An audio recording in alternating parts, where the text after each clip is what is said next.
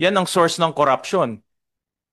Yan ang naging source ng corruption dahil hindi nyo sinusundan yung sarili nyong budget memorandum. Ibigay lang yung budget sa presidente without checking kung transparent ba or may dagdag na lulobo. Ito lang, no? During this administration. Pero man lang yung red flag, sana napansin nyo, bakit puro 100 million itong pagkarami-rami? There are 6 types of red flags in the budget. Of course, you will deny it. You will say no. Bakit nyo naman aaminin? No? Care to just propound some questions so that we can proceed to the round 2. So I'll go back to the basics, Secretary Mina. Paano nakakapasok ang projects, and let's focus on flood control, from DPWH to NEP? Paano ang process niyan? They submit the proposals online. There's a system that pinapasok po nila yung mga proyekto. Iniisa-isa po nila. So Opo. pinapasok nila and then Alam po nila, sa kanila po galing yung 15,000 project line items. ang DBM will analyze the projects na pinapasok nila, di ba? Wala po kasi, medyo iba po kasi yung nature ng projects ng DPWH eh. As previously mentioned po, wala kaming capability to analyze the 15,000 projects. Otherwise, baka wala pa po kami ngayon, NEP. Kung iisa-isahin po namin, we need people on the ground, we need engineers. I think yung 1,200 na staff po namin sa DBM are mostly, kahit isa po yata walang engineer or architect po sa amin. So, But mayroong basic analysis because I saw in your budget. It's the core mandates po. Yun po yung meron.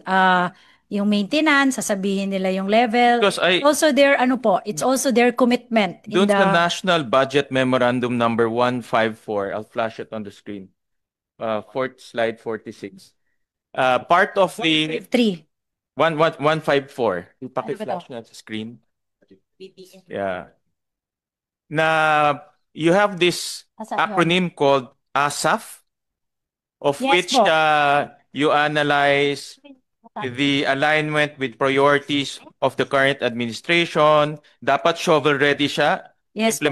Implementation readiness. Paul. Agency absorptive capacity. Available fiscal space set by the DBCC and prioritization. So, short for ASAP.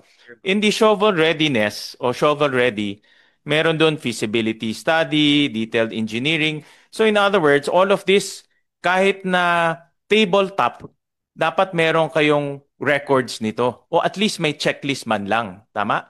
Sa other departments, meron po. Pero sa DPWH po, meron po sila, sa kanila po to, hindi po sa But amin. this is your budget memorandum, National Budget Memorandum 154. Yes po. Pero hindi po sila nagsasubmit separately. Bakit hindi sila nagsasubmit? It's in the budget memo. Again, kasi po, may special nature po yung mga projects nila na hanggang baba, na-identify yung mga projects pataas. So, Yeah, but that special nature, yan ang source ng corruption. Yan ang naging source ng corruption dahil hindi nyo sinusundan yung sarili nyong budget memorandum. Dahil kung may feasibility study, especially detailed engineering design, tama si Senator Erwin, hindi yan magiging round numbers. Because the detailed engineering design will give you exact ang tanong niya, detail and exact cost of the project. Mr. Chair, may I just interject? Kasi parang yung ibibigay lang yung budget sa presidente without checking kung transparent ba or may dagdag na lulobo. Ganun lang ho ba yun, Mr. Chair? That's my question, na binibigay na lang sa Pangulo without even checking it. Ang kawawa po, ang Pangulo kasi magmumukha pong parang niloloko. Di po ba? And then yung Pangulo sa tao. Mr. Chair, ang meron po sa DPWH ay yung anong form?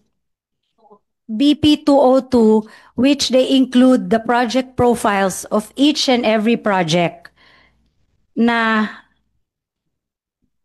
nakapasok na po lahat tong mga to doon. But ang punto ko, ito dumadaan sa DBM, you do some tabletop analysis, kahit na hindi nyo titignan yung project, at least may feasibility study, check. May detailed engineering, check.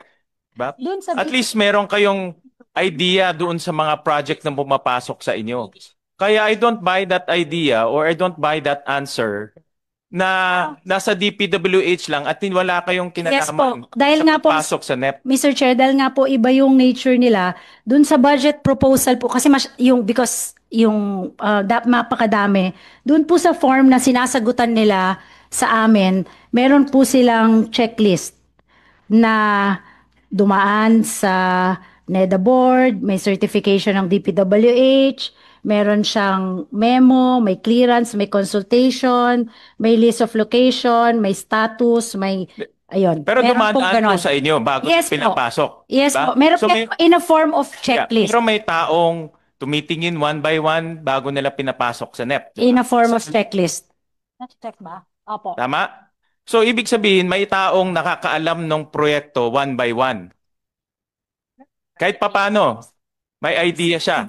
Not the project list. Not the project list. Just the sub-program. But the project itself, the project description itself. Nakikita ba? Hindi. The list. Hindi po. Hindi nakikita niya paano pa sino nagta-type sa NEP. Sila po. Correct. DPWH So po. nakikita niya one by one. Yes, diba? nakikita po namin yung sa checklist kung kompleto yung mga requirements. Kasi sa akin pag-analisa, dumadaan to sa DBM.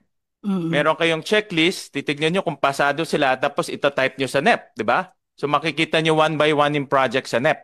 Correct? Ina-upload po yung listahan na binigay ng DPWH. Correct. But who types in the NEP? Sino nagta-type physically sa NEP? Si DPWH po. Yung na We binibigay. we have same form po eh. Pagka-type nila doon, i-mirror. I-upload. Ba't kayo nagsasubmit sa amin? Opo, nanganep siya. So, ibig sabihin, dapat nakikita nyo rin yung laman sa loob, accurate, Yes po. correct? Opo, Kasi kayo nakikita po na namin accountable lahat ng listahan. DBM is accountable to the National Expenditure Program. Yes, nakikita po, we are, but the department is also accountable to the projects that they Yes, include in but at least naman, their but proposal. My point here, at least the projects na dumadating sa amin, vetted to and may sense of accuracy. Tama? Or sa Semblance, yeah. Semblance. Ang O, sige, nakikita semblance. po namin is that ito lang no, during this administration, kasi yung before I cannot, hindi ko po yung si Senator Lacson pa po yung nung nasa Congress pa po siya, we were made aware of the double and multiple entries. Yun po, nung go ahead, sir. na-raise po yun ni Senator Lacson, yun po yung nagiging unang parang criteria na sinasabi namin sa DPWH. Make sure na walang multiple or duplication dun sa mga entries nila. Very quickly, Mr. Chairman, with your permission. Wag na yung mga details, kasi mahirap talaga yon. Pero man lang yung red flag, sana napansin nyo, bakit puro 100 million itong pagkarami-rami? Yun lang, yun siguro ang point ni Chairman Sherwin, na at least man lang yung red flag nakita nyo kasi napaka-pronounced eh. Hindi bali na yung mga specific details na iisa-isahin nyo pa ba naman yung proyekto na yan. Pero pag nakakita kayo ng 500 items na exact amounts, similar, medyo red flag yon. And Po sila dun sa amount. Ang sagot daw po nila is that lumabas din po to sa hearing ni Senator Marcoleta sa Blue Ribbon. Kasi po, depende po kung sino magpapa-bid ng project. Whether district, whether region, or central office. nasabi nyo kanina yung pagpasok ng project, hindi nyo alam, diretso ang DPWH nagpapasok ng project sa NEP. Oh, there's a file. There's a system. So kahit maglagay sila doon, ABC, papasok sa NEP, tapos di-deliver nyo sa amin? Walang vetting Yung process? duplication po ang navivet namin. But as to the integrity and the amount, and kung present po ba dun sa location na yon, yung road na yon or yung bridge na yon, hindi po namin yun talaga makikita. Ganito, I borrow the term of Senator Lacson, and we found out there are 6 types of red flags in the budget. I'll show you kasi inumpisahan na namin yung number 1, red flag, walang station number. So you want us to analyze each and every project, pero saan namin hahanapin to? Walang station number. Yung iba may station number, isa walang station number. So even though we enjoin the public, we encourage the public to look at that, hindi nila makikita kung nasaan construction of breakwater, Quezon. Saan sa Quezon? That's number one. Number two,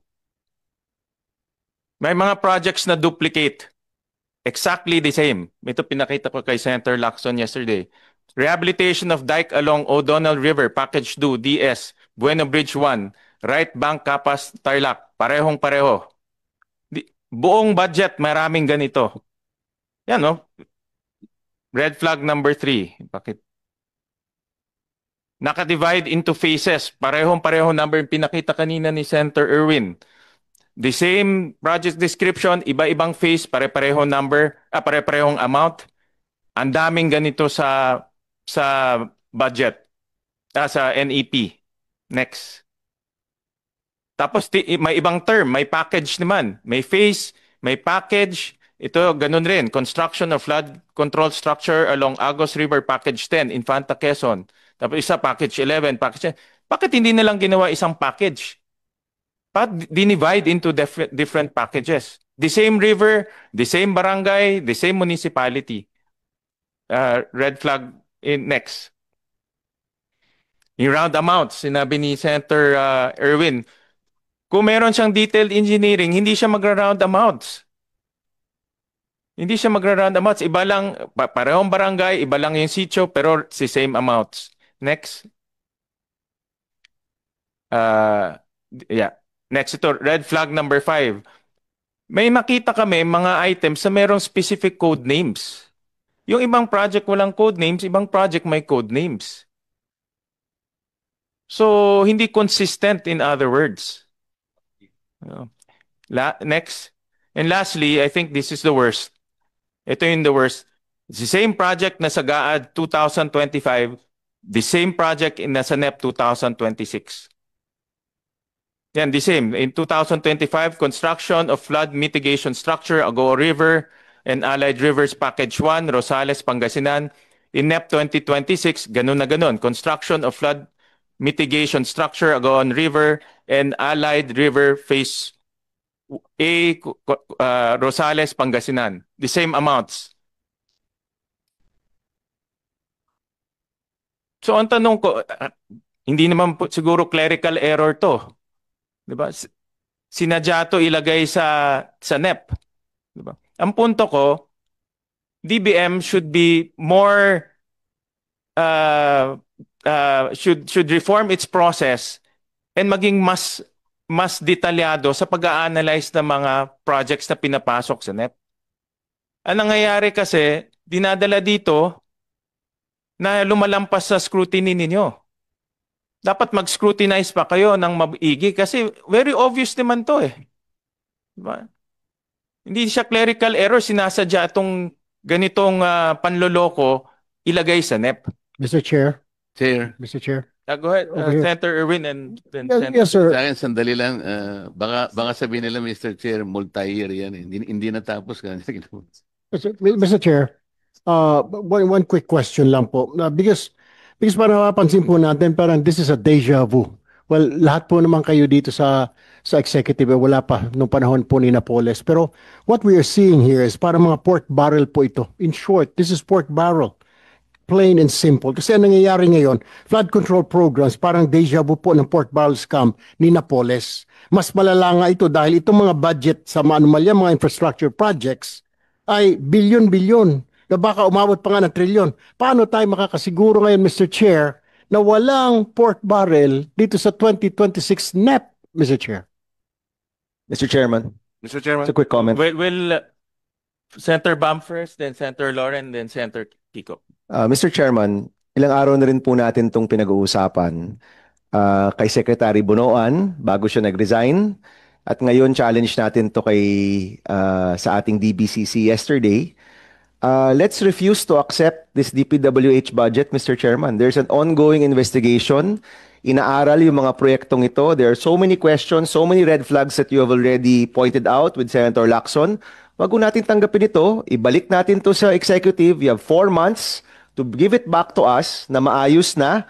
Wala nang mga ghost project, wala na pong mga flood control sa mga lugar na wala namang flooding.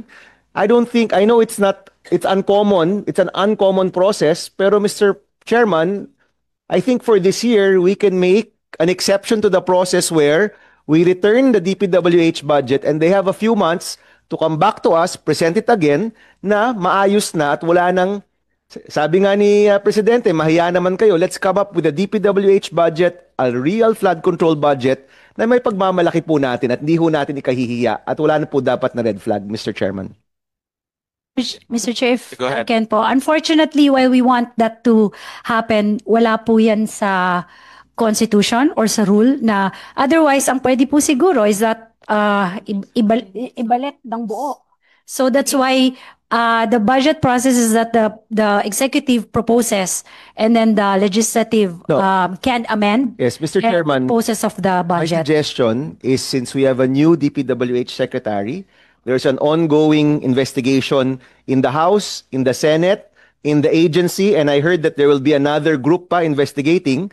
The subject of that, the output of that investigation should come back to us as proposed amendments and where we can amend the DPWH budget. Kasi Mr. Chairman, I don't think we can push through with the budget process na ang raming mga problema at ang raming mga sabit at ang raming iniimbestiga pa, Mr. Chairman. Mr. Chair.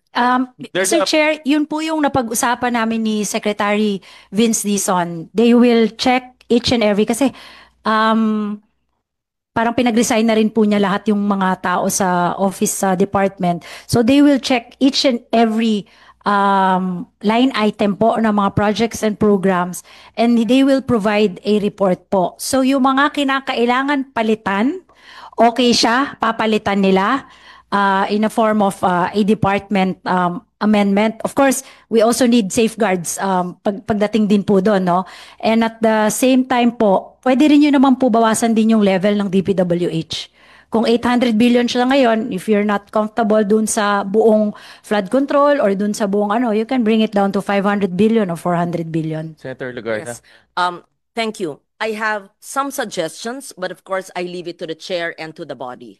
First, we can actually delete the whole DPWH budget. Huwag kayo ma-shock because there are different numerations.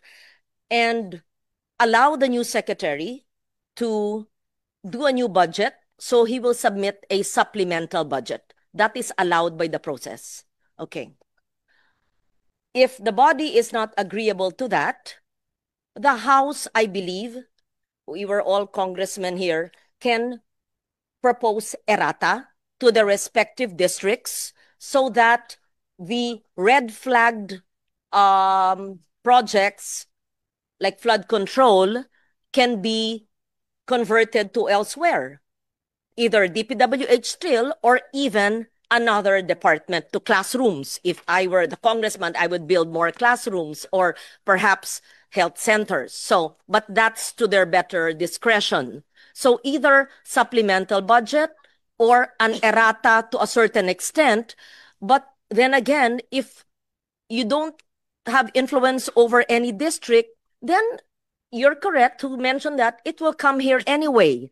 And we can change that as our amendments to the extent that the chair will allow. And as chair, Senator Gatchalian has the power to change the complexion.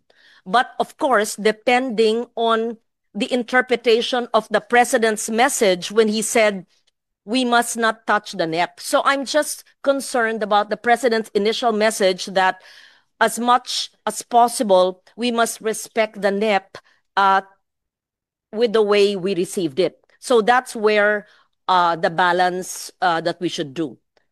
Do we accept the NEP the way it is, but we see a lot of defects and red flags? Do we delete DPWH and allow the new secretary and his new team to come up with a supplemental budget while we proceed with the other departments? Or do we just do errata on red flag items and then when it comes back here, we can do our own amendment. So just 4 or 5 suggestions, Mr. Chair, but I leave it to the body. Thank you. Mr. Chair, Yeah, go ahead. ang ano ko lang po is that, of course, nasa sa inyo po yan, nasa Kongreso po yun, no? Ang ano ko lang po is that, although this was already also raised by the Congress now, ang dadating po kasi dito sa inyo na kopya, hindi na po NEP. HGAB na po yung dadating sa inyo. So, HGAB na po ang papalitan nyo. So, ang mangyayari po from our end, kami po ni Secretary Vince Dizon, is to provide that correct one, assuming, no, doon sa Kongreso po, sa House of Representatives, because it emanates from them as an amendment, as an errata. Ang errata po kasi hindi nanggagaling yan sa Congress, sa department po yan nanggagaling. So para, I understand also because the good senator po made mention that syempre as much as possible, we want the NEP to be, di ba, to be as is. But of course, may mga ganitong problema. So si Sec Vince po, aayusin po niya, it will be a department errata which will be provided to the House of Representatives. Pero I cannot answer naman po sa House if they will accept it wholeheartedly kung lahat po, di ba? Kasi ang aakyat po dito sa Senate, it's the HGAB. It's no longer the NEP. Mr. Chair, Senator King, Department Mr. ang Chairman. nagbibigay ng errata, di ba, sa NEP? Ang Department po. Hindi, ang presidente. Yan po ang nagbibigay ng errata. Opo. Ang Hindi po nagbibigay ng, ng NEP galing sa Pangulo. hindi po, the secretary. Sure Sen- ka? Senator King. Yes po. Presidente bibigay. Hindi po nagbibigay ng errata ang Pangulo. Natin ng sistema. That is, department po ang nagbibigay. Senator Kiko and then Yes. Senator Hontiveros. Sorry to interrupt. Yeah. Pero, Annual. Pagtapos nila. Yes, thank you, Mr. Chairper. President, Thank you, Mr. Chairman. Just palagay ko this is subject to the Blue Ribbon Committee hearing rather than here, but I'd just like to put it out for the the consideration of our colleagues. Kasi sabi ni Senator Gatchalian, tungkulin ng DBM ang maghanda ng NEP, no? Kaya binubusisi. So, pero yun na nga, dahil dito sa mga 7 o ilang red flags, no? 6 na red flags, baka dapat you do an internal audit also of your processes, Secretary. Po. Dahil ang tanong dyan meron bang mga nanghihimasok sa level ng DBM para payagan na lang itong mga pinasok? I don't know, no? I don't have of course, you will deny it, you will say no. Bakit nyo naman aaminin, no? But whether it's true or not, I think you have to go through an internal Yes audit, po. no, of your processes. Dahil, basic, meron bang mga politiko na lumalapit sa DBM? O kaya, of course, meron ng maliwanag na mukhang modus operandi sa DPWH. Pero, may saklaw din ba sila? May tentacles din ba sila hanggang sa DBM para itong mga red flags ay hindi na lang papansinin? I don't know the answer, but Yeah, po. all I'm saying is, obviously, there were some gaps. Moving forward, let's do an internal audit of your own processes. That's true, Mr. Chair. We agree po na kailangan po, given all of these issues happening now, the executive committee of the DBM already sat yesterday. So moving forward, we'll have something to fix po what the situation, and then we'll sit down also with again with Secretary Vince of DPWH as to yung sa loob po, at least from our end po. Ang magandang naayos po namin is that this administration po, lahat po ng nasa NEP, sigurado po namin request ng ahensya. Wala pong pumapasok from the DBM itself. Request po yan ng ahensya. That's why we welcome the recommendation of Senator Win na sabi niya, if we want transparency sa step 0 pa lang po, pati sa pag-request pa lang. So we are already working on our system. Siguro bago matapos yung itong budget process natin, yung step 0 po nasa website na po ng DBM. Senator Chair. Antiveros. Salamat, Mr. Chair. Definitely gusto nga natin at gusto namin mula sa step 0 pa lang, klaruhin at linisin kung may insertions dyan na hindi bahagi ng budget process from the NEP all the way up to the GAA. And I don't see, Mr. Chair, I support the direction in which we seem to be going na makapag-submit ang DPWH at ang DBM ng tingin nilang priorities nila sa pamamagitan ng errata at tayo dito sa Senado ay i-correct natin, no? Palitan natin yung items batay dun sa isusumiteng errata. And I don't see any contradiction between that, what we seem to be going in the direction of doing, at yung sinabi kahit ni Presidente sa SONA niya tungkol sa NEP niya at yung GAB ng Kongreso. Because after he spoke about the NEP and the GAB sa SONA niya, sinabi niya yung mahiya naman kayo. So we have our own sense of indignation dito sa Senate sa mukhang pinagagagawa dito, and I support the direction in which we seem to be going to correct yung mga kahihiyan na yun and to prevent them from ever happening again moving forward. Salamat, Mr. Chair. Senator Amy, do you have any, I think you have a comment, diba, on the errata? Yeah, I just wanted to clarify the procedure. As I understand it, the NEP is the president's budget as submitted, regardless of what it contains, its defects, its deficiencies. Any change in the NEP will be considered a congressional or legislative initiative. Diba yun ang understanding natin? Any errata submitted regarding the NEP should be endorsed by the president. Is that the correct procedure or has it changed? There's no actually standard procedure. Wala rin po nasusulat sa batas about errata. Naging tradisyon na lang po ng mga ahensya as the alter ego of the president to submit errata to the Congress. Sa House of Representative, meaning agency initiative, bago po sa HGAB. Pero nagiging sa HGAB po. CI na yun. Magiging CI na yun, magiging congressional initiative. I mean, just logic dictates. If you're going to amend the president's budget, it has to be the president who has to agree. I think, Antonio, okay, this is not trivial and not merely procedural. Secretary, intindihin po ninyo, nagbitaw kasi ng salita ang Pangulo. Ang sabi kasi niya, I want the NEP intact. Ngayon, pinag-uusapan natin yung errata ng NEP. Bakit hindi pumayag ang Pangulo kahit palpak at kung ano-ano nang na-insert dyan sa NEP, bakit hindi siya pumayag ang pagkaintindi siya? Logic dictates that the president is the only one who can change the budget that he submitted in the first place. Yun ang problema ko. I'll make the representation po to the President that since merong mga problema po sa DPWH, pwedeng magbigay ng errata ang DPWH. Hindi lang po sa DPWH, marami pang ahensya na parang... We'll have to check po yung sa ibang ahensya po. Kahapon, di ba, pinag-usapan natin na low-lying fruit yung DOT, pero pag tinignan mo yung DOT at DOTR ng mga budget, hamak na business as usual lamang. Walang bago na talagang tinutumbok ang problema ng That's their request po, Madam Chair. Etc. etc. Request po ng ahensya po yun, Madam Chair. Well, just, Pero siguro kailangan ng konting vision and future-proofing ng ahensya. yeah, Sorry, just to Chair. continue, just to finish off my 3 minutes, ang suggestion ko lang, Secretary Mina, is to look at your internal processes, because the first filter is DBM. Yung mga sinasabit nyo sa amin, ang tingin namin dyan, na vet mabuti, nalinis na mabuti, lahat ito ay legitimate, lahat ito ay accurate, kaya malinis na yung dokumento. Yung mga duplication, common sense lang yan eh. Kung sino man nagtatype nun, nakita niyo ang duplicate yun, dapat magsumbong na siya sa'yo. Diba? Kung nakita mo ang duplicate Sa yun, duplication po, meron po kami dong system. Pero yung dun sa mga pero amount and... Ano sabi na nila may reason Kaya sila dun? sa binigay sa amin eh. naulit-ulit Yung eh. Parehong pangalan. Ulit-ulit siya. Sa nila? Ang may sagot po doon sa duplication, although hindi na nila naihabol.